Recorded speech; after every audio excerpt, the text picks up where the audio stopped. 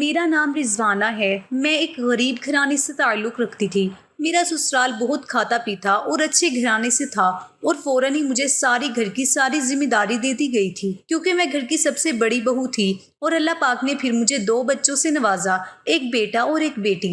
दिन रफ्ता रफ्ता ऐसे ही गुजरते गए। जब मेरा बड़ा बेटा जवान हो गया और मैंने उसकी शादी करवा दी, लेकिन उसकी पहली शादी में इतना अजीब वाक़या हुआ था कि मैं उसे भूल जाना चाहती थी। लेकिन आज उसकी दूसरी शादी थी। मुझे यकीन था कि वो मेरे बेटे का ख्याल ज़रूर रखेगी। मेरा बेटा बहुत कमा रहा था, खुश इखलाक और बहुत ही खूबसूरत था। वो इस ख़ानदान का वाहिद सहारा था जो अच्छा कमाता था, इसलिए किसी को भी ये बात अजीब नहीं लग रही थी कि उसकी दूसरी शादी इतनी जल्दी हो रही है। पर मेरा दिल धक धक कर रहा था। रात जैसे जैसे नज़दीक आ रही थी, मेरा दिल भी उतनी ही तेज़ी से धड़क रहा था और मैं फ़िक्रमंद हो रही थी। मेरी बेटी को भी इस बात का पता था और वो भी मेरी ही तरह फ़िक्रमंद थी। वो बोली कि अगर आज भी ऐसा ही हुआ तो फिर क्या होगा।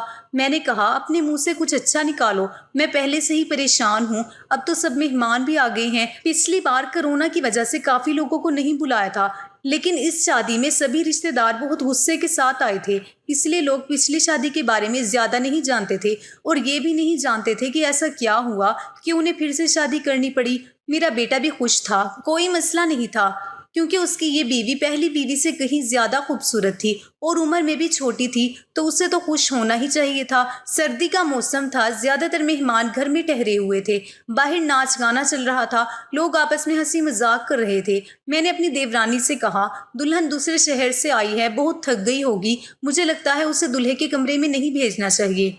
मेरी देवरानी ने कहा, तो क्या हो गया है, उनकी अभी अभी शादी हुई है और तुम हो के उनकी रात खराब करना चाहती हो। मानती हूँ शादी में थकावट हो ही जाती है, लेकिन नया खून है, काफ़ी शाफी पिला दो, फ्रेश हो जाएंगे और फिर सुबह रिसेप्शन भी तो है। मैं बोली, वो थक जाएगी बेचारी। मेरी देवरानी ने कहा कि आजकल कोई भी इतना नहीं थकता, लड़कियों को तो अपनी शादी का बहुत शौक होता है, उसे अपने बेटे के कमरे में भेज दो। अब रात के 1 बज गए हैं, सुबह उठकर तैयार भी तो होना है। मुझे नहीं पता कि तुम इतना टाइम क्यों लगा रही हो, सभी रस्में हो चुकी हैं, हर कोई नाच गाना गाकर थक गया है, बेचारी दुल्हन भी कमरे में जाना चाहती है। मेरी देवरानी तो वैसे भी बाल की खाल निकालने में माहिर थी, सबसे छोटी थी, लेकिन उन्होंने मुझे ही अपनी बातों में लगा दिया और फिर उसने खुद ही कहा कि अब दुल्हन कमरे में जाएगी। दुल्हन को कमरे में ले जाया गया, बाकी सबको कमरे से निकाल कर मैं थोड़ी देर दुल्हन के पास ही बैठ गई। मैंने कहा, बेटा तुम अपने खानदान में सबसे बड़ी हो, तुम बहुत ही खूबसूरत लड़की हो, इसलिए मैं तुम्हें पसंद करके लाई थी। देखो बेटा, जब शादी होती है तो कुछ चीज़ें ऐसी होती हैं जो हमें पसंद नहीं आती, लेकिन मेरी बच्ची तुम थोड़ा सब्र करना। उसने कहा कि मुझे समझ नहीं आ रहा कि आप क्या कह रही हैं। मैंने कहा कि अगर मेरा बेटा कुछ उल्टी सीधी बात करता है तो उसकी बातों पर ध्यान मत देना, कमरे की बात कमरे में ही रखना, सुबह मुझे बता देना, मैं तुम्हारी प्रॉब्लम को सुलझाने की कोशिश करूंगी। मेरी बात सुनकर वो थोड़ा घबरा गई थी कि मैं कैसी बात कर रही हूँ। वो थोड़ा घबराई हुई सी बोली, फिर उसने कहा, ठीक है, मैं पूरी कोशिश करूंगी, अब इस घर की इज्जत भी मेरी इज्जत है। मैं दुल्हन के कमरे से बाहर आ गई, सब अपने अपने बिस्तर पर सोने चले गए थे। घर में बहुत सन्नाटा था क्योंकि सब बहुत थक चुके थे, इसलिए सब सो चुके थे। सर्दी की रातें वैसे भी खामोश होती हैं, लेकिन मैं सो नहीं पा रही थी। बहुत देर बाद आखिर मैं सोने चली गई, लेकिन मेरी आंखों में नींद नहीं आ रही थी और मेरी आंखें बार बार घड़ी की ओर ही देख रही थी। काश सुबह जल्दी हो जाती तो मेरी सारी परेशानियां खत्म हो जाती। लेकिन जैसे ही 2:30 बजे मैंने एक जोरदार चीख सुनी और उसके बाद ही मुझे पता चल गया कि अब क्या होने वाला है। उसके बाद बार बार चीखें शुरू हो गई। ये एक लड़की के चीखने की आवाज़ थी और वो लड़की कौन हो सकती है मैं अच्छी तरह जानती थी। सभी मेहमान भी धीरे धीरे उठने लगे थे। अचानक मेरे बेटे के कमरे का दरवाज़ा खुला और मेरी बहू पागलों की तरह चीखती हुई बाहर भागी। उसे पता ही नहीं चला कि उसके पास तो दुपट्टा भी नहीं है। वो तो 2 कपड़ों में बाहर भागती हुई आई थी। वो घर से बाहर भाग जाना चाहती थी जब कुछ औरतों ने उसे पकड़ लिया और कहा, बेटा क्या हो गया, अपने आप को संभालो। सब उसको संभालने लगी, लेकिन वो बेहोश हो गई थी। जब कोई बेहोश होता है तो उस पर पानी के छींटे वगैरह मारे जाते हैं, लेकिन मेरी बहू पर तो पानी के छींटे मारने पर भी वो होश में नहीं आ रही थी। उसका पूरा जिस्म ठंडा पड़ गया था। उसे फौरन अस्पताल ले जाया गया। मैं उसे अस्पताल ले जाना नहीं चाहती थी क्योंकि फिर से वही तमाशा बन जाता, लेकिन और कोई चारा भी नहीं था। बेचारी बच्ची किसी भी तरह होश में नहीं आ रही थी। उसके माँ बाप को भी बुला लिया, उन्होंने भी एक दूसरे के कानों में बातें करना शुरू कर दी। पता नहीं हमारी बेटी को क्या हो गया है, पता नहीं उसके साथ क्या सलूक किया है। वो सब लोग मुझे अजीब सी नजरों से देख रहे थे। सवाल ही सवाल थे हर तरफ और मैं बेचारी अस्पताल में घूम रही थी। मैंने घर आकर अपने बेटे से पूछना चाहा कि अब उसने क्या किया है, तो वो कमरे में ही नहीं था। उसका फोन भी बंद था। कमरे की हालत बिल्कुल नॉर्मल थी। कोई भी ऐसी हरकत नहीं लग रही थी कि जैसे कोई चीज टूटी होती या उसने अपनी बीवी पर हाथ उठाया हो। लोगों के सवालों से बचने के लिए शायद मेरा बेटा वसीम कहीं चला गया था। फिलहाल तो मुझे बहू की फिक्र थी। मैं अस्पताल वापस आ गई। 3 घंटे में अस्पताल वालों ने मेरी बहू को छुट्टी दे दी। मेरी बहू हमारे घर नहीं आना चाहती थी। वो बहुत ज़्यादा घबराई हुई थी, लेकिन उसकी माँ ने उसे समझाया कि तुम्हारे ससुराल ही चलते हैं, नहीं तो लोगों को मैं क्या जवाब दूंगी, लोग तरह तरह की बातें बनाएंगे। मैंने भी अपनी बहू को समझाया, सुबह मुंह दिखाई की रस्म पूरी हो जाए फिर अपनी माँ के घर चली जाना, मैं तुम्हें नहीं रोकूंगी। मेरी बात सुनकर मेरी बहू गुस्से में आ गई और बोली, भाड़ में गई आपकी रस्में, मैं आपके घर में एक पल के लिए भी नहीं रुकूंगी। मैं अपने घर जाऊंगी और मुझे अपने घर जाने से कोई नहीं रोक सकता है, ना कोई कानून। मैं एक पढ़ी लिखी लड़की हूँ और मुझे अपनी जिंदगी अपने तरीके से जीने का हक है। मुझे आपके बेटे के साथ एक मिनट भी नहीं रहना। मेरी बहू ने अपना फैसला सुना दिया था। मैं चुपचाप आंखों में आंसू लिए उसे देखती रही। ये तो पहले भी हो चुका था, जब वसीम की पहली शादी हुई थी। मेरी पहली बहू के साथ भी वही हुआ था। वो मेरी पसंदीदा लड़की थी, वो मेरी बेटी की दोस्त थी और वो उसे बहुत पसंद करती थी। वो उसे बहुत खुशी के साथ घर ले आई थी। उन लोगों ने हमारी बहुत इज्जत की थी। वो एक अमीर बाप की बेटी थी। वो बहुत अच्छी लड़की थी। मुझे भी उसका घराना अच्छा लगा था। कुछ ही दिनों में मैंने महसूस किया था कि जैसे वो वसीम को पसंद करने लगी है और शायद इसीलिए रिश्ता भेजा गया था। लेकिन शादी के बाद उसके साथ भी ऐसा ही हुआ था। शादी की पहली रात वो भी चिल्लाते हुए कमरे से बाहर भागी थी और उसके बाद मेरे बेटे की शक्ल देखने से भी मना कर दिया था। मैंने उसे बहुत समझाया कि बेटा अपनी जिंदगी के बारे में तो सोचो, लेकिन उसने कहा कि मेरी जिंदगी तो बर्बाद हो गई है। और अब इस लड़की को भी समझाया जा रहा था, लेकिन वो भी कह रही थी, मैंने जब एक दफा कह दिया कि मैंने नहीं रहना तो मैं नहीं रहूंगी आपके बेटे के साथ। मेरा बेटा भी कोई जवाब नहीं दे रहा था, पता नहीं कहाँ चला गया था। लड़की का बाप बार बार कह रहा था कि वसीम को बुलाओ, हम उससे पूछें कि उसने हमारी बेटी के साथ क्या किया है। वसीम घर आ चुका था। सब उस पर सवालों की बौछार कर रहे थे। वो खामोश था, कुछ भी नहीं बोल पा रहा था। थक हार कर सब खामोश हो गए। लड़की के माँ बाप ने भी वसीम को बुरा भला कहा और धमका कर चले गए। वो अपनी बेटी को भी साथ ले गए। अच्छा खासा तमाशा हो गया था। सब मेहमानों के सामने हमारी नाक कट गई थी। लड़की के माँ बाप ने हमारी बेइज्जती करने में कोई कसर नहीं छोड़ी थी, लेकिन वसीम अपने मुंह से एक लफ्ज भी नहीं बोल रहा था। वसीम के अब्बू तो पहले ही इस दुनिया से जा चुके थे। सारी बेइज्जती मुझे अकेले ही सहनी पड़ी। घर में जमा लोगों ने भी हमें अच्छी खासी बातें सुना डाली थी। लड़की की माँ तो काबू में ही नहीं आ रही थी। वो बहुत चीख चीख कर मुझे बुरा भला कह रही थी, लेकिन इसमें उस बेचारी लड़की की क्या गलती थी। आखिर उसकी बेटी की जिंदगी तबाह हो गई थी। आज खुद को बहुत अकेला महसूस कर रही थी मैं। काश वसीम के अब्बू होते तो इतनी जल्दी हिम्मत न हारती। लोगों के तानों को मैं अकेले ही सुनती रही। वसीम बड़ा था। वसीम से छोटी मेरी एक बेटी थी जो कॉलेज में पढ़ती थी। सब लोग आपस में बातें कर रहे थे।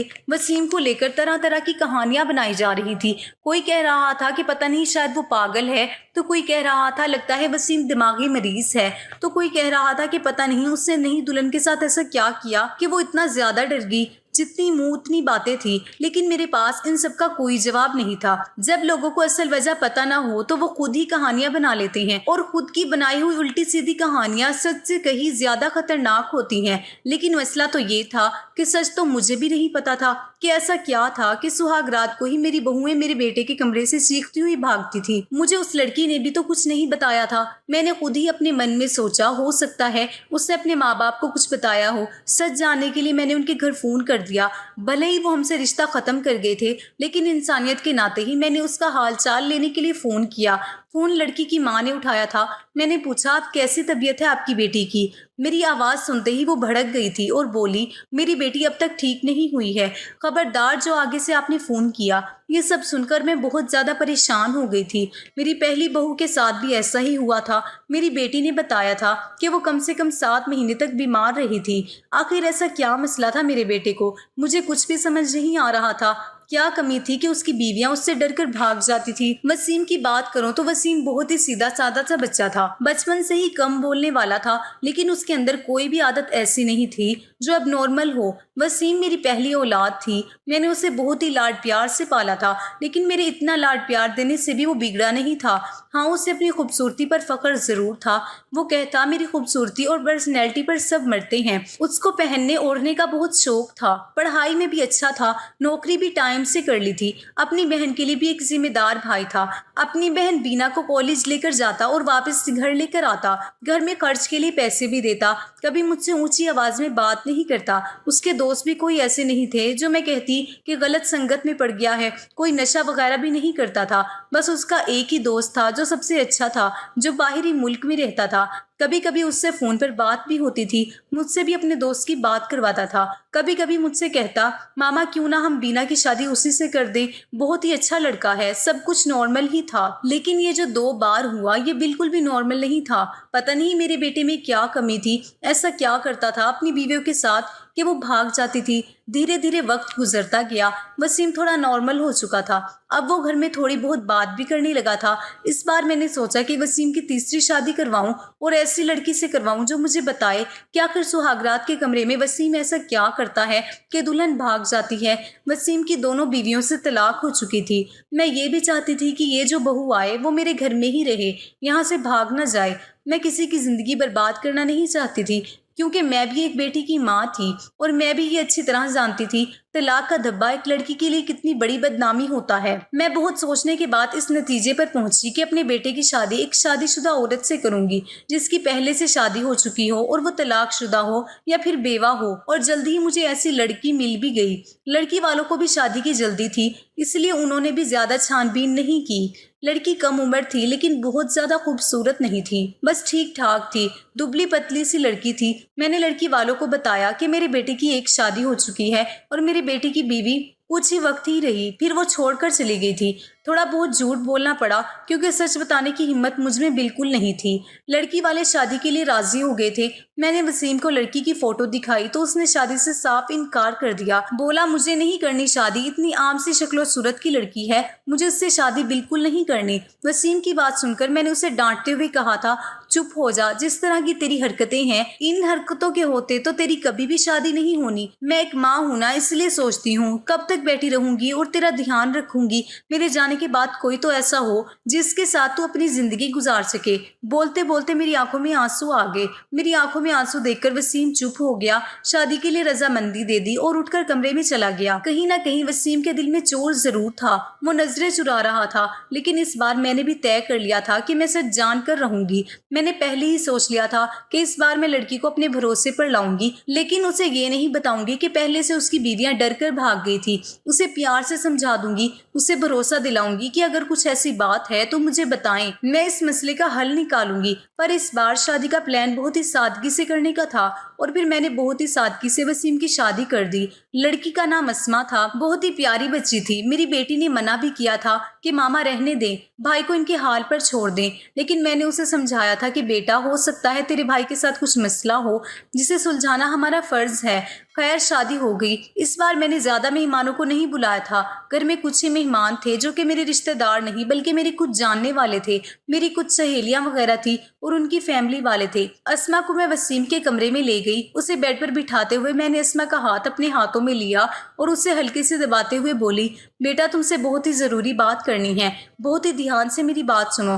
اسما مجھے دیکھنے لگی کہ بھلا ایسی کون سی ضروری بات ہے جو ابھی کرنی ہے۔ میں نے اس کو سمجھاتے ہوئے کہا بیٹا وسیم اس شادی کے لیے راضی نہیں تھا، بہت ہی مشکل سے میں نے اسے شادی کے لیے تیار کیا ہے۔ ہو سکتا ہے میرا بیٹا کچھ عجیب و غریب حرکتیں کرے، ہو سکتا ہے تمہیں ڈرانے کی کوشش کرے جس سے تم اسے چھوڑ کر بھاگ جاؤ، لیکن بیٹا تمہیں ڈرنا نہیں ہے، جو بھی ہو تم نے سب کچھ مجھے بتا دینا ہے، بس تمہیں اس کے ڈرانے دھمکانے میں یا اس کی باتوں میں آنے کی ضرورت نہیں ہے۔ اسما نے میری باتوں کو سن کر ہاں میں سر ہلا دیا تھا اور اسما کو آرام کرنے کا بول کر باہر آ گئی۔ میں اپنے کمرے میں نہیں گئی، بہرحال میں باہر صوفے پر ہی لیٹ گئی۔ اسما کو میں نے اس کے کمرے میں بھیج دیا کہ تم جاؤ سو جاؤ، بہت رات ہو چکی ہے۔ اسما کمرے میں جا چکی تھی، لیکن جاتے جاتے اس نے کہا تھا کہ آنٹی آپ جو بھی کر رہی ہیں غلط کر رہی ہیں، آپ بھی ہر مسئلے کا حل صرف شادی ہی سمجھتی ہیں، آپ کو کسی کی بیٹی کی زندگی کو یوں برباد نہیں کرنا چاہیے۔ اسما جا چکی تھی اور میں صوفے پر لیٹی دل ہی دل میں اپنے اللہ کو یاد کر رہی تھی اور دعا مانگ رہی تھی کہ یا اللہ یہ رات اچھے سے گزر جائے۔ بہت ہی خاموشی تھی، ایسا لگ رہا تھا جیسے طوفان سے آنے کی پہلی خاموشی ہو۔ گھڑی کی ٹک ٹک بھی میرے سر پر ہتھوڑے کی طرح لگ رہی تھی۔ میں اپنے اللہ کو منانے میں لگی ہوئی تھی کہ تبھی وہ ہوا جس کا مجھے ڈر تھا۔ اسما چیختے ہوئے باہر آئی تھی اور پاگلوں کی طرح گھر کے باہر بھاگ جانا چاہتی تھی۔ میں نے اسے جیسے تیسے سمجھا کر تھوڑا خاموش کیا تھا۔ جب تھوڑا خاموش ہوئی تو بدحواسی میں بولی کہ آپ کو اپنے بیٹے کی پہلی میڈیکل جانچ کروانی چاہیے تھی۔ اگر آپ ایسا کروا لیتی تو آپ کو اور مجھے یہ دن دیکھنا نہیں پڑتا۔ اسما تو بہت ہی ذمہ دار تھی، اس کے پاس تو کوئی دوسرا آپشن بھی نہیں تھا۔ وہ تو ہر حال میں اس شادی کو نبھانے کی سوچ رہی تھی، لیکن اسما نے بھی اس رشتے کو نہیں نبھایا اور وہ وسیم کر چھوڑ کر چلی گئی۔ دوسرے دن اسما کے گھر سے فون آیا کہ اپنے بیٹے سے کہہ کر ہماری بیٹی کو طلاق دلوا دو، نہیں تو ہم یہ کام عدالت سے بھی کر سکتے ہیں۔ صدمے کی حالت میں فون پکڑے وہیں صوفے پر بیٹھ گئی، یعنی کہ اب وسیم کو کوئی مجبوری میں بھی اپنانے کے لیے تیار نہیں تھا۔ پہلے میں جو بہویں لائی تھی وہ امیر گھرانے کی اور خوبصورت پڑھی لکھی تھی، لیکن اسما تو غریب گھرانے کی تھی اور بہت زیادہ خوبصورت بھی نہیں تھی۔ اسما کو میں نے پہلے ہی سب کچھ سمجھا بھی دیا تھا اور تب بھی وہ اتنا زیادہ بدحواس ہو گئی تھی۔ آخر ایسی کیا کمی تھی میرے بیٹے میں؟ ہم جو جہیز دلہن کو دیتے تھے دلہن کے گھر والے شادی کے دوسرے دن ہی واپس کر دیتے تھے۔ میں تو جہیز بھی نہیں لیتی تھی۔ پھر آخر ایسا کیا تھا کہ ایسے خوبصورت پڑھے لکھے اور امیر لڑکے کو چھوڑ کر بھی لڑکیاں بھاگ جاتی تھی؟ میرا دماغ سوچ سوچ کر پھٹا جا رہا تھا۔ کیسے پتہ لگاؤں کہ آخر بات کیا ہے؟ وسیم بھی اپنے منہ سے کچھ کہنے کو تیار نہیں تھا۔ جب بھی اس بارے میں کچھ بات کرنے کی کوشش کرتی تو وہ اٹھ کر باہر چلا جاتا، مجھے بات کرنے کا موقع ہی نہیں دیتا۔ لیکن اب میں ہر وقت وسیم پر نظر رکھنے لگی تھی، اس کی ایک ایک حرکت پر دھیان دیتی، شاید کچھ تو ایسا ثبوت ملے جس سے میں سچ جان سکوں کہ آخر سچائی کیا ہے۔ لیکن اس کو دیکھ کر کبھی ایسا لگا ہی نہیں کہ اس میں کچھ کمی بھی ہے۔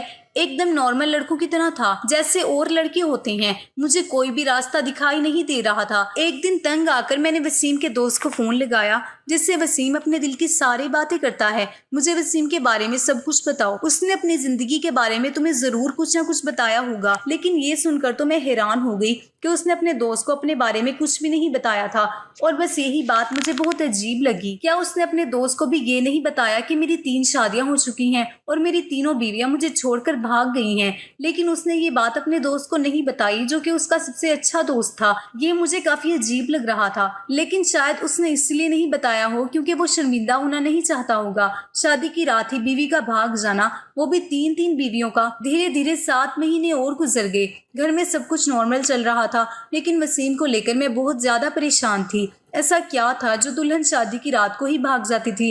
میں نے ایک بار پھر سے وسیم کی شادی کے لیے سوچا اور اس بار میں نے ٹھان لیا کہ سچائی جان کر ہی رہوں گی۔ اس بار میں نے لڑکی کو سب کچھ بتا دیا، کچھ بھی نہیں چھپایا، اور لڑکی بھی کسی ایسے گھر سے لائی تھی جسے شادی کی سخت ضرورت تھی، کیونکہ یہ لوگ بہت ہی غریب تھے اور اس کے گھر میں اس کے 3 چھوٹے بھائی تھے۔ میں نے کہا تمہارے تینوں بھائیوں کی پڑھائی کی ذمہ داری میرے اوپر ہے اور شادی میں بھی آپ لوگوں کو کچھ بھی خرچ نہیں کرنا پڑے گا۔ لڑکی کو تو میں نے راضی کر لیا تھا، لڑکی کے ماں باپ بھی راضی ہو گئے، لیکن میں نے یہ بات لڑکی کے والدین کو نہیں بتائی تھی۔ لڑکی تھوڑی گھبرائی ہوئی تھی کیونکہ میں نے شادی سے پہلے ہی ساری باتیں لڑکی کو سمجھا دی تھی۔ پہلے تو وہ بہت زیادہ ڈر گئی، پھر خود کو سنبھالتے ہوئے بولی کہ کچھ بھی ہو میں اس شادی کے لیے تیار ہوں، میری وجہ سے بھائیوں کی زندگی بنتی ہے تو اس میں برائی کیا ہے؟ جو کچھ بھی ہوگا اسے برداشت کر لوں گی، اور ویسے بھی سارا کچھ عورتوں کو ہی برداشت کرنے پڑتے ہیں۔ لڑکی جس کا نام ماریا تھا پہلے ہی غریب گھر کی تھی، لیکن بہت ہی سمجھدار لگی مجھے۔ دل ہی دل میں خوش ہوئی کہ اگر ماریا میری بہو بنتی ہے اور میرے گھر میں ٹکی رہتی ہے تو یہ میرے لیے بہت ہی خوشی کی بات ہوگی۔ سمجھدار ہونے کے ساتھ ساتھ ماریا بہت ہی خوبصورت بھی تھی۔ اس بار شادی گھر میں ہوئی تھی، سب کچھ ٹھیک تھا، اور حیرانی کی بات تو یہ تھی کہ رات بھی گزر چکی تھی اور صبح ہو چکی تھی۔ صبح ہوتے ہی میں نے کمرے کا دروازہ کھٹکھٹایا، لیکن کسی نے دروازہ نہیں کھولا۔ میں بہت زیادہ پریشان تھی، کوئی دروازہ نہیں کھول رہا تھا۔ تھوڑی دیر بعد کمرے کی دوسری چابی لے کر آئی اور میں نے خود ہی دروازہ کھولا۔ کمرے کے اندر کا منظر دیکھ کر میری چیخ نکل گئی کیونکہ میری بہو بے ہوش پڑی تھی۔ وسیم کمرے میں کہیں بھی نظر نہیں آ رہا تھا، شاید باتھ روم میں تھا۔ میں نے جلدی سے ڈاکٹر کو بلایا۔ ڈاکٹر نے کہا کہ وہ صرف ڈر کی وجہ سے بے ہوش ہوئی ہے، اس کے جسم پر کسی بھی طرح کے کوئی چوٹ کے نشان نہیں ہیں۔ وسیم کے چہرے سے بھی فکر نظر آ رہی تھی۔ ایسا لگتا تھا کہ جیسے وہ بھی پریشان ہے ان سب حالاتوں سے۔ اچھے سے چیک اپ کرنے کے بعد اور کچھ دوائیاں دے کر ڈاکٹر صاحب چلے گئے تھے۔ ڈاکٹر نے کہا تھا کہ ماریا کو جلدی ہی ہوش آ جائے گا۔ وسیم بھی تیار ہو کر اپنے آفس کے لیے نکل گیا تھا۔ میں ماریا کے پاس ہی بیٹھی رہی۔ تھوڑی دیر میں اس نے آنکھیں کھول لی تھی۔ ہوش میں آتے ہی وہ باہر کی طرف بھاگی تھی، یہ کہتے ہوئے کہ مجھے یہاں نہیں رہنا، مجھے اپنے گھر جانا ہے، اپنے والدین کے پاس۔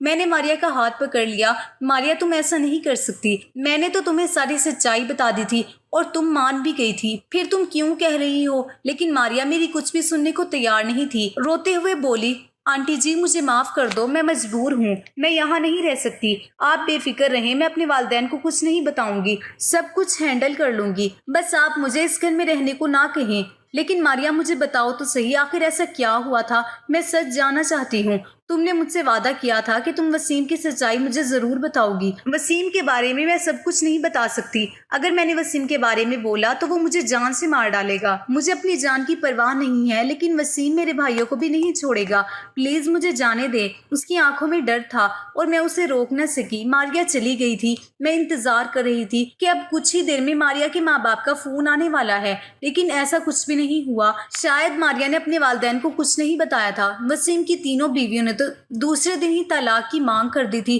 لیکن ماریا نے ایسا کچھ بھی نہیں کیا تھا۔ اس کا مطلب تھا ماریا اب بھی میرے بیٹے کی بیوی تھی۔ میں نے سوچا کہ اب میں وسیم کا چیک اپ کرا کر ہی رہوں گی۔ اپنے ہوش و حواس میں تو وسیم ایسا کبھی بھی نہیں کرنے دے گا، اس لیے ایک دن میں نے وسیم کے کھانے میں نیند کی دوائی ملا دی۔ وسیم کے گہری نیند میں جاتے ہی میں نے ڈاکٹر کو فون کر دیا۔ ڈاکٹر نے وسیم کے کچھ سیمپل لیے اور یہ بول کر چلا گیا جیسے ہی رپورٹ آتی ہے میں آپ کو بتاتا ہوں۔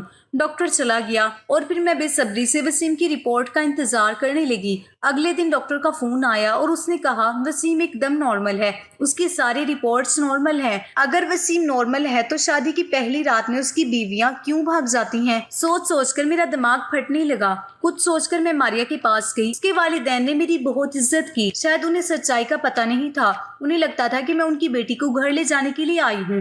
مجھے دیکھتے ہی ماریا سمجھ گئی تھی، وہ ہم لوگوں کے ساتھ زیادہ دیر نہیں بیٹھی اور اندر کمرے میں چلی گئی۔ میں بھی اس کے پیچھے پیچھے اس کے کمرے میں آ گئی۔ مجھے دیکھتے ہی ماریا بولی آنٹی جی میں نے آپ کو پہلے بھی کہا تھا کہ میں آپ کے گھر میں نہیں رہ سکتی، پھر آپ مجھے لینے کیوں آئی ہیں؟ میں نے اس کو بہت ہی پیار سے اپنے پاس بٹھایا اور اس کے سامنے ہاتھ جوڑتے ہوئے بولی ماریا میری امید کی آخری کرن اب تم ہی ہو، تم ہی مجھے بتا سکتی ہو کہ آخر میرے بیٹے میں کیا کمی ہے۔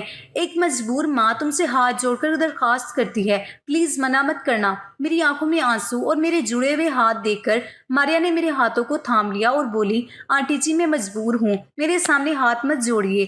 جب ماریا کسی طرح سچائی بتانے کے لیے راضی نہیں ہوئی تو پھر میں نے ماریا سے کہا ٹھیک ہے تم اپنے منہ سے کچھ مت بتاؤ، میں خود اپنی آنکھوں سے دیکھ لوں گی، لیکن تم میری مدد تو کر ہی سکتی ہو نا۔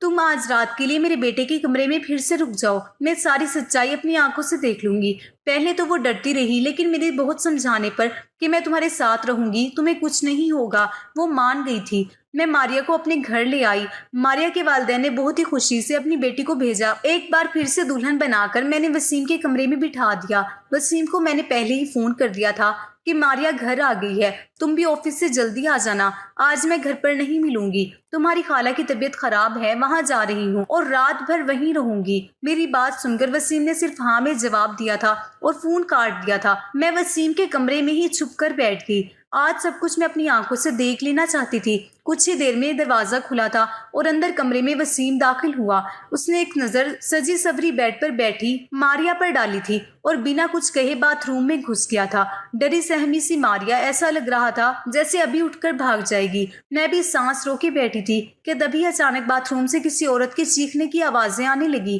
آوازیں سنتے ہی ماریا بیڈ سے نیچے اتر کر کھڑی ہو گئی تھی۔ ڈر سے وہ تھر تھر کانپ رہی تھی۔ میں بھی ہکا بکا سے کھڑی تھی۔ اندر تو وسیم گیا تھا، پھر یہ عورت کی آواز کیوں آئی تھی؟ تبھی وسیم باہر نکلا اور وسیم کو دیکھتے ہی میں بے ہوش ہوتے ہوتے بچی۔ اس نے اپنا حلیہ ایک دم سے بدل لیا تھا۔ اس نے عورتوں جیسے کپڑے پہن رکھے تھے، بہت ہی میک اپ کر رکھا تھا، آنکھوں میں جیسے خون اترا ہوا تھا۔ تم سے منع کیا تھا نا میری زندگی میں دوبارہ مت آنا، تم نے میری بات نہیں مانی، اب تم اپنی موت کی خود ذمہ دار ہوگی۔ بہت ہی بھیانک ہنسی ہنستا ہوا وسیم ماریا کی طرف بڑھا تھا۔ ماریا چیخ مارتی ہوئی میرے پاس آ گئی تھی۔ میں بھی باہر آ گئی تھی۔ और वसीम को रोकने की कोशिश कर रही थी। वसीम, क्या हो गया है तुम्हें? तुम होश में तो हो? वसीम ने मुझे जोर से धक्का दिया था। कौन वसीम? रुखसार नाम है मेरा। मौका देखकर मारिया कमरे से बाहर गई थी। इससे पहले मेरे पास आता मैं भी कमरे से बाहर निकली और कमरे को बाहर से बंद कर दिया। वसीम की भयानक हंसी मुझे बाहर तक सुनाई दे रही थी। मैं डरी सहमी मारिया को अपने सीने से लगाए रखी थी, हालांकि मैं खुद भी बहुत ज्यादा डरी हुई थी। वसीम मुझे जिंदा नहीं छोड़ेगा। उसने मुझसे कहा था अगर मैंने किसी को कुछ बताया तो वो मुझे मार डालेगा, साथ में मेरे भाइयों को भी। मुझे और मेरे भाइयों को बचा लो आंटी जी, कुछ नहीं होगा। मारिया चुप हो जाओ, मैं सब कुछ संभाल लूंगी। मेरा दिमाग थोड़ा थोड़ा काम करना शुरू किया तो सबसे पहला ख्याल मेरे दिल में यही आया कि शायद वसीम पर किसी भूत का साया है। मारिया को मैंने अपने रूम में ही सुला लिया था। सुबह उठते ही सबसे पहले मैंने अपनी फैमिली डॉक्टर को फोन किया था। 9 बजे डॉक्टर हमारे घर पर थे। मैंने उन्हें सारे हालात से आगाह किया। साथ ही मैंने डॉक्टर से ये भी कहा कि मुझे लगता है वसीम पर किसी भूत का साया है। मेरी बात सुनकर डॉक्टर ने कहा, मुझे नहीं लगता ये किसी भूत का साया है, मुझे तो वसीम दिमागी मरीज लगता है, उस पर पागलपन के दौरे पड़ते हैं। ऐसे मरीज किसी मूवी या किसी कहानी में डूब जाते हैं और उसी के करैक्टर में खुद को उतार लेते हैं। लेकिन आप टेंशन न लें, इस मर्ज का इलाज है। अपनों के प्यार से और कुछ दवाइयों के जरिए मरीज ठीक हो जाता है। थोड़ा टाइम लगता है लेकिन मरीज बिल्कुल पूरी तरह से ठीक हो जाता है। नई दुल्हन को देखकर वसीम पर पागलपन के दौरे पड़ जाते हैं और ये दौरे वसीम को क्यों पड़ते हैं उसका सुराग उसके कमरे से ही मिलेगा। एक बार सुराग हाथ लग जाएगा तो उसका इलाज हम अच्छे से कर सकेंगे। डॉक्टर मुझे तसल्ली देकर चले गए थे। मारिया जाग चुकी थी। मैंने उसे नाश्ता करवाया। नाश्ता करते हुए वो बोली कि मुझे लगता है अब मुझे अपने घर चले जाना चाहिए। मारिया के सर पर प्यार से हाथ फेरते हुए मैं बोली, बेटा सबसे पहले तो तुम मुझे आंटी कहना बंद करो, तुम मुझे अम्मी कहो। और दूसरी बात, अब यही तुम्हारा घर है। इतना सब कुछ अपनी आंखों से देखने के बाद भी आप ये कैसे कह सकती हैं? मारिया ने हैरानी से पूछा। मैंने मारिया से कहा, अभी डॉक्टर से मेरी बात हुई है, वसीम बिल्कुल ठीक हो जाएगा, बस उसे थोड़े से प्यार और थोड़ी सी देखभाल की जरूरत है जो हम दोनों मिलकर उसे देंगे। मेरा यकीन करो, वसीम बहुत ही अच्छा लड़का है, तुम्हें बहुत ही प्यार से रखेगा। मेरे बहुत देर तक समझाने पर और अपने माँ बाप के हालात को देखते हुए वो मान गई थी। मैंने बहुत ही प्यार से मारिया को समझाया था। मुझे उम्मीद की किरण नजर आई थी कि मेरा बेटा ठीक हो जाएगा, उसका भी घर बस जाएगा। 10 बजे के करीब वसीम के दरवाजे पर खटखट की आवाज आई थी। मैंने कांपते हाथों से दरवाजा खोला था। मैंने मारिया को कमरे में भेज दिया था। वसीम एकदम तरोताजा तैयार खड़ा था। मुझे देखते ही नाराजगी से बोला, क्या मामा, मेरा दरवाजा बाहर से बंद किसने कर दिया? मुझे ऑफिस के लिए लेट हो रहा है। मैंने उससे नॉर्मल तरीके से ही बात की थी। बोली, पता नहीं बेटा कैसे बंद हो गया, चलो तुम नाश्ता कर लो। मैंने उस पर कुछ भी जाहिर नहीं होने दिया। वसीम ने नाश्ता किया और ऑफिस के लिए निकल गया। वसीम के ऑफिस निकलते ही सबसे पहले मैं वसीम के कमरे में गई और उसके कमरे की तलाशी ली। मुझे ज्यादा मेहनत नहीं करनी पड़ी। सामने ही बेड पर मुझे कुछ किताबें दिखी। सब किताबों में एक ही नाम था, रुखसार नाम की लड़की थी। शादी की रात उसके शौहर ने उसे कमरे से धक्के देकर बाहर निकाल दिया था और अगले दिन दूसरी दुल्हन लेकर आया था। रुखसार धीरे धीरे दिमागी मरीज बन गई थी। दुल्हन को देखते ही उस पर दौरे पड़ने लगते थे। अब तो किसी शादी में दुल्हन को देखती तो उसे मारने के लिए भागती थी। रुखसार के ससुराल वालों ने उसे पागल कहा, उसे उसकी माँ के पास भेज दिया था। दुल्हनों को देखकर रुखसार का पागलपन कम नहीं हुआ था और रुखसार के करैक्टर में ही वसीम ने खुद को उतार लिया था। मैंने डॉक्टर को फोन करके सारी बात बताई। डॉक्टर ने कहा कि आप लोग बिल्कुल भी ना घबराएं, मैं कुछ दवाइयाँ दूंगा और जो पढ़ता है वो सारी किताबें आप रूम से बाहर निकाल दें। धीरे धीरे प्यार से वसीम को समझाना पड़ेगा और रुखसार की करैक्टर से निकालना पड़ेगा। धीरे धीरे डॉक्टर की दवाइयों से और मारिया और मेरी मेहनत से वसीम ठीक होने लगा था। मारिया वसीम के सामने सादा सी रहती थी, कोई भी बनाव श्रृंगार नहीं करती थी। वसीम के रवैये में बहुत बदलाव आने लगा था। उसकी आंखों में अब मैंने मारिया के लिए प्यार देखा था। मारिया कहीं भी जाती वसीम की निगाहें उसका पीछा करती थी। वसीम का इलाज चलते आज 4 महीने हो चुके थे। मारिया ने जैसे मेहनत और लगन से मेरा साथ दिया था उसकी मैं कायल हो गई थी। कोई बहुत ही अच्छे काम किए होंगे जो मुझे मारिया जैसी बहू मिली। मारिया अब भी मेरे साथ मेरे कमरे में ही सोती थी, लेकिन आज मैंने सोच लिया था कि सब कुछ फाइनल हो जाना चाहिए। मुझे पूरा यकीन है कि अब वसीम बिल्कुल ठीक हो चुका है। मैंने मारिया से कहा कि आज तो उन्हें آخری قدم اور اٹھانا پڑے گا، اس کے بعد تمہاری زندگی میں خوشیاں ہی خوشیاں ہوں گی۔ ماریا میری طرف دیکھنے لگی۔ پھر میں نے اسے سمجھایا کہ ماریا، آج تمہیں دلہن بن کر وسیم کے کمرے میں بیٹھنا ہوگا۔ میری بات سن کر وہ ڈر گئی تھی، لیکن پھر جلدی ہی سنبھل بھی گئی۔ شاید اسے بھی یقین تھا کہ وسیم اب ٹھیک ہو چکا ہے۔ وہ بھی وسیم کی پیار بھری نظروں کو سمجھ چکی تھی۔ ماریا، تمہیں ڈرنے کی کوئی ضرورت نہیں، تم دروازہ کھلا رکھنا، دروازے کی باہر ہی میں کھڑی رہوں گی جب تک کہ تم دونوں کے بیچ میں سب کچھ ٹھیک نہیں ہو جاتا۔ جیسے ہی تمہیں کچھ غلط لگے تو فوراً باہر بھاگ آنا۔ رات کو وسیم کے آنے سے پہلے ہی میں نے ماریا کو دلہن کی طرح سجایا۔ وسیم کے بیڈ کو بھی بہت ہی خوبصورتی سے سجایا میں نے۔ وسیم کے آنے کا ٹائم ہو گیا تھا۔ میں نے ماریا کو بیڈ پر بٹھا دیا اور باہر آ گئی۔ تھوڑی دیر میں وسیم بھی آ چکا تھا۔ کھانا کھاتے ہوئے وسیم کی نگاہیں ادھر ادھر کچھ ڈھونڈ رہی تھی۔ میں سمجھ گئی تھی کہ وسیم کسے ڈھونڈ رہا ہے، لیکن میں انجان بنی رہی۔ کچھ دن میں وسیم خود ہی بولا، امی ماریا کہیں دکھائی نہیں دے رہی، کیا کہیں گئی ہوئی ہے؟ میں نے مسکراتے ہوئے کہا، وسیم تم پہلے کھانا ختم کرو، اس کے بعد اپنے کمرے میں جاؤ تو تمہیں اپنے سوال کا جواب مل جائے گا۔ کھانا کھانے کے بعد وہ اپنے کمرے میں چلا گیا۔ میرا دل زوروں سے دھڑک رہا تھا۔ اب پتہ نہیں کیا ہونے والا ہے، اللہ سب کچھ ٹھیک ہو۔ میں بھی وسیم کے پیچھے پیچھے چلی اور باہر گیٹ پر ہی رک گئی۔ میں اندر کان لگا کر سننے کی کوشش کر رہی تھی کہ اندر سب کچھ ٹھیک تو ہے۔ کھڑے کھڑے مجھے کافی دیر ہو گئی تھی، لیکن ابھی تک اندر خاموشی تھی۔ اور پھر کچھ ہی دیر میں مجھے ماریا اور وسیم کی سرگوشیاں سنائی دینے لگی، لیکن وہ پیار میں ڈوبی ہوئی سرگوشیاں تھیں۔ میں مسکرا دی، میرے اندر تک سکون اتر گیا۔ میں نے من ہی من میں اللہ کو شکر ادا کیا اور اپنے کمرے میں آ گئی اور سکون سے لیٹ گئی۔ صبح میری آنکھ دیر سے کھلی۔ جلدی جلدی اٹھ کر کچن کی طرف بھاگی تو ماریا کو کچن میں پہلے سے موجود پایا۔ مجھے دیکھ کر اس کے چہرے پر مسکراہٹ آ گئی۔ اس کی جھکی ہوئی نظریں اور شرمیلی مسکراہٹ سے ہی میں پہچان گئی کہ سب کچھ ٹھیک ہے۔ میں نے پیار سے ماریا کے ماتھے کو چومتے ہوئے کہا، بیٹا تم اتنی صبح کچن میں کیا کر رہی ہو؟ ماریا تھوڑا شرمائی ہوئی بولی، امی جی وہ وسیم کو کافی چاہیے تھی، وہی بنا رہی تھی۔ ماریا کو کچن میں چھوڑ کر میں باہر ہال میں آ گئی اور صوفے پر بیٹھ کر میں نے آنکھیں بند کر لی۔ آج میرے وسیم کے اور ماریا کے جیون میں خوشیاں ہی خوشیاں تھیں۔